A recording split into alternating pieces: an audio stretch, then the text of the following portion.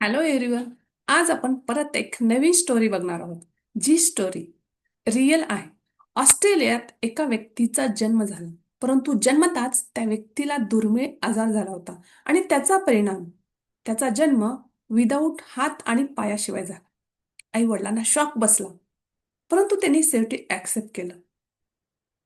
ती व्यक्ती हळूहळू ग्रो होत गेली, वाढत गेली आणि ज्यावेळेस ती समाजात वावरू लागली, शाळेत जाऊ लागली, त्यावेळेस असंख्य टीकांचा भडीमार होऊ लागला. जगणं असह्य झालं. ती व्यक्ती डिप्रेशनमध्ये गेली. त्याच वेळेस वाटलं हे जीवन नसलेलं बरं. परंतु आई वडिलांनी सपोर्ट केलं. त्यांनी सांगितलं तुझा जन्म असामान्य असं काहीतरी करण्यासाठी झालेला आहे. त्यामुळे तू खचू नकोस. स्वतःला आहे असं ऍक्सेप्ट कर. त्याच वेळेस त्या व्यक्तीनं काही प्रश्न स्वतःला विचारले. जर मी काही मिरॅकल्स घडवू शकत नाही, पण मी मिरॅकल्स बनू शकतो. त्या व्यक्तीनं आपल्या लिमिटेशनलाच प्रेरणा बनवलं आणि नव्याने आपल्या आयुष्याची सुरुवात केली. त्यावेळेस कशाचीच पर्वा केली नाही. हळूहळू ती व्यक्ती शिकत गेली, ग्रो होत गेली. आज ही व्यक्ती जगातील असंख्य देशामध्ये मोटिवेशनल स्पीकर म्हणून ओळखली जाते.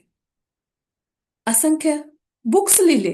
त्याच्यातील त्याच्यातीलच काही बुक्स म्हणजे लाईफ विदाउट लिमिट आणि अनस्टॉपेबल, ही पुस्तकं नक्कीच सर्च करून बघा. ज्या व्यक्तीला हात नाही, पाय नाही, अशी व्यक्ती जगासाठी प्रेरणा बनू शकते. त्या व्यक्तीचं लग्न झालं, संसार सुखाचा झाला, ती व्यक्ती सफल बनली.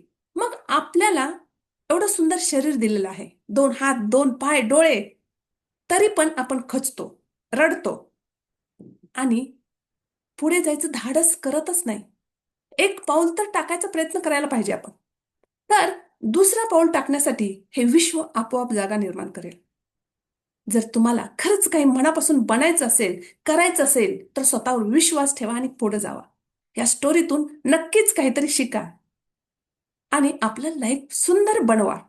तूच आहे तुझ्या जीवनाचा शिल्पकार.